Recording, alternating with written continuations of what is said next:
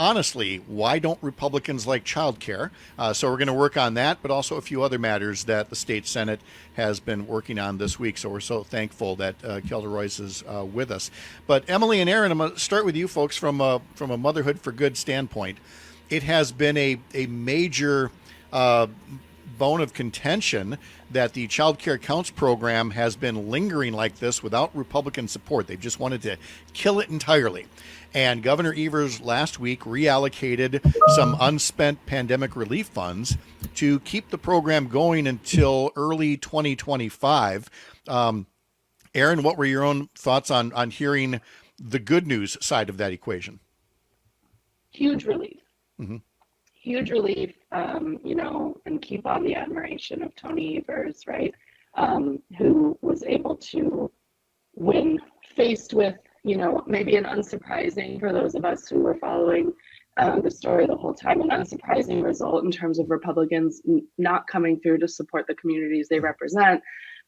Just massive relief and admiration that Evers was going to come in and protect this again, at least until 2025, right? I mean, I know that then sets us up for this work to continue, the efforts to continue, but just incredible relief. And I'm just really grateful for him. Emily, what were your thoughts that while the governor is able to find some funding, that again, the legislature isn't being a partner in this? I mean, it continues to just boggle my mind. And I look around at my peer group and those that I work with every day. And every day I was just like, what are we going to do? What are we going to do? And so similar to what's happening at the federal level, it's like, okay, the government's open one more day, or we have childcare for this amount of time. But I'm still really struggling and hoping to hear from Senator Royce today. What can we continue to do to make sure we don't have to take these steps that, while a relief, like Aaron said, really isn't how this should be working, and everybody should be behind this. So how do we get them on board so we can stop with some of these interim steps? Well, that is the big question there, Senator Royce. And again, there was some speculation early on in the fall session that maybe there'd be some kind of a grand deal on tax cuts here and child care counts here, and it just seems like Republicans don't have any interest in that. So which is it? Is that they were showing some interest and a deal never came together, or they've just always been opposed to helping support childcare in Wisconsin? I think it's both. There were only a few Republicans who realized what a disaster this was going to be, and that if you don't have reliable, affordable childcare, you're not going to have an economy. But those Republicans are far outnumbered by Republicans who believe we really shouldn't be doing anything to help working families. And Senator Knodel made it very, very clear in the hearing that he thinks that if you have kids, you should stay home. And we know who he's talking to, right? He's not talking to the dads, he's talking to the moms. It's not hyperbole. You were posting on social media at the time about the remarks that were being made, and again, there was no mistaking the meaning. Right. I mean, he said that I was denigrating his mother, who stayed home to take care of 8 or 9 kids, by advocating for childcare and talking about how important it was in my own life. And I just think it's outrageous, and it shows how deeply out of touch the Republican Party is. The reality is most families cannot survive on one income in this economy and haven't been able to do so for decades. And there are lots of reasons why parents need to be in the workforce. And it's an economic necessity if we want to have an economy that functions. So we know about the necessity of it. If we take a step back, just because you've heard so much of the testimony, being on joint finance, the Joint Finance Committee yourself, how would you describe the state of childcare today for Wisconsin working families? I would say it's very, very grim. We have been in a slow moving crisis for over 20 years in the childcare industry. And that is because it is very expensive to provide childcare and other forms of care work, more so than families can afford. And we've seen this both in terms of the elder care spectrum and early childhood. 4 out of 5 people are no longer working in early childhood education, people with early childhood education degrees. And that's because they can't afford it, because it's poverty wages. But parents really can't afford to pay more. So this is a classic situation where you have something that is a necessity, the market can't provide it, and we need government to step in and close the gap. Just like we discovered with K-12 education, it cannot be the responsibility of parents on their own. And there is a huge societal benefit to making sure that our youngest children, where 90% of brain development is happening, are getting that high quality early childhood education that both enables parents to work and enables those kids to go on and be as successful as possible. Aaron, would you be able to characterize the typical reaction to folks who are either in Motherhood for Good or sympathetic to the group when they hear the kind of sentiment expressed by Senator Knodel and others that the need for childcare is a choice and that it's some kind of a luxury that government shouldn't necessarily support?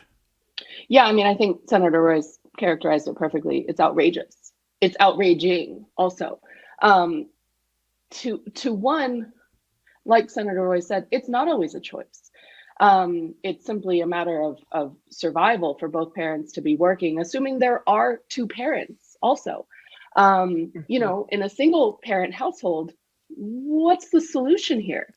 I mean, I would love for Republicans to have to voice what they think the answer to that is. But again, they've sort of proven to us either by statements like Senator Knodel made or through non-statements that I guess they think it's just that single parent's problem to solve or just two parents' problems to solve. I mean, it is outrageous. And as you can tell, maybe from my response, it's outraging.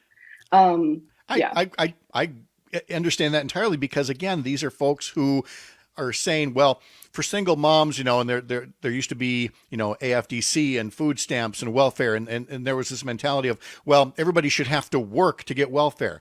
Well, if you're working, not everybody has, say, a family member, Emily, or a neighbor or somebody to do that. The world we live in now, right now, can't change it, requires good childcare. Yeah, it requires good childcare, and it requires it to be, such high quality. I was raised by educators. My best friend is an educator, and the people who took care of my daughter during the time she was in a daycare like that are professional and hardworking, and they love our children, and they need a living wage as well, and they need to be able to create a community for our children. So, I was outraged by how they spoke about the people that I drop my child off with every day, who I know go to work and contribute to our society in such a meaningful way. But it's also so disrespectful to the people who take care of our kids every day and are basically told the work you're doing isn't valuable or contributory, and also that their compensation doesn't match that. And so it's insulting on both sides, and the lack of understanding how it fits into the big picture, I just think doesn't compute for the average mom or parent. Yeah, and we also can't forget, there is another side to this that I don't want to dwell on, but, the reason you want quality child care that, lives up to certain standards about capacity and safety is, because otherwise you're putting your kids in the hands of people who may not be trustworthy, who may be very bad actors in ways that we don't even want to consider. Senator Royce, there were a few other things that the state Senate worked on last week that would have an impact on women and on families.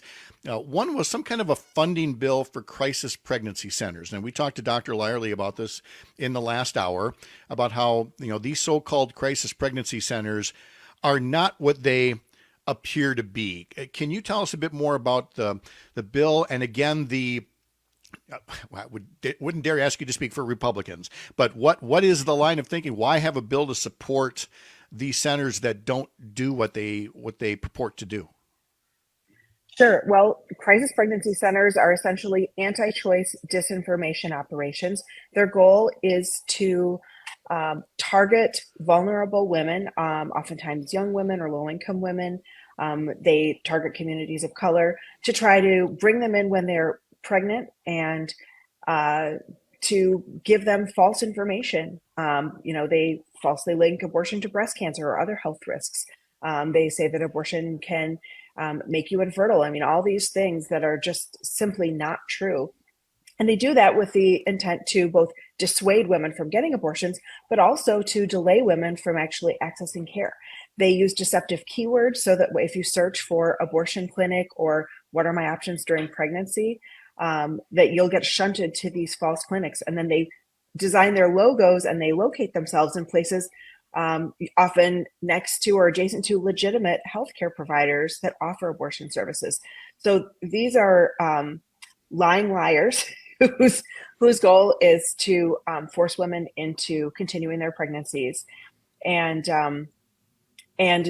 there were attempts to give them state funding, to give them taxpayer dollars. Now, I think they should be able to operate. I don't think they should be able to deceive people. We need to have consumer protection and address their false advertising, but they should not be funded by taxpayer dollars.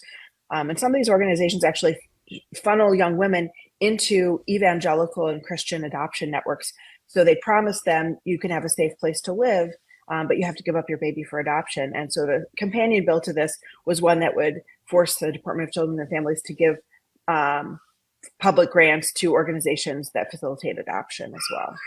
What does it say about their financial stewardship for Republicans who are not only willing to give tax dollars to so-called clinics that aren't actual clinics, as well as to all of these voucher schools that consistently do not perform as well as public schools? What does that say about what they're willing to do with our tax dollars?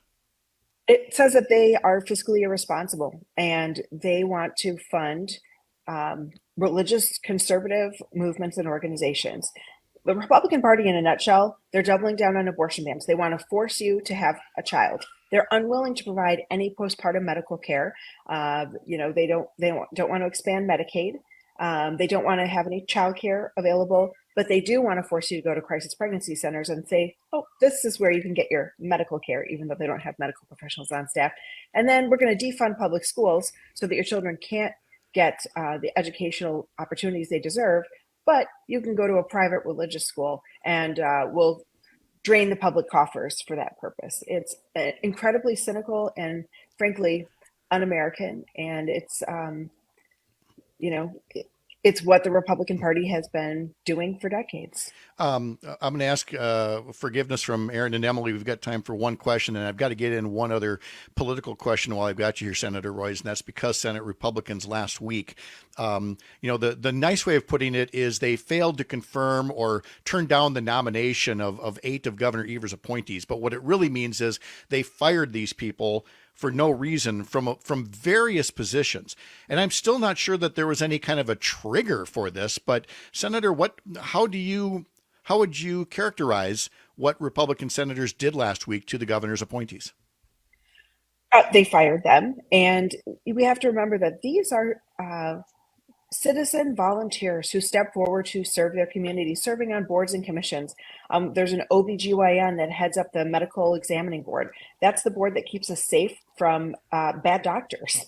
And, they did so basically because he is a good OBGYN and understands that sometimes abortion care is necessary. And that choice should belong to women. They fired a woman who was a survivor of domestic violence simply because they didn't like some of the tweets that she had sent that were political. And, I don't understand why the Republicans think that they're entitled to dictate who the nominees should be to these boards and agencies when they lost the election. Governor Evers is the governor and he has the right to appoint them. And to have a mass firing like this is, it's totally authoritarian, and it is one reason why Wisconsin's Republican Party is the most authoritarian in the country. And with that, we have to let it go there. Senator Kelda Royce, Aaron Phillips, Emily Tyne, I appreciate your time so very much. Thank you very much for coming in today. Have a great day, all of you.